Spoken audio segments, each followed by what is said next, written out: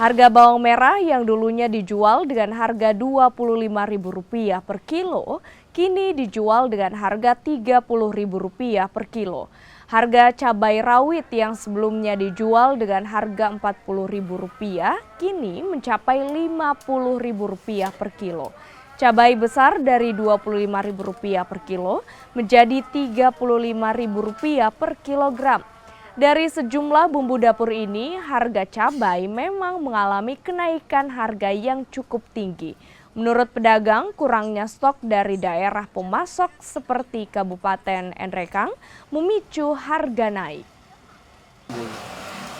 Cabai rawit, Dari harga berapa ke harga berapa? kalau cabai rawit dari harga 40, sekarang 50 Itu per kilo? per kilo. Kalau untuk yang lain?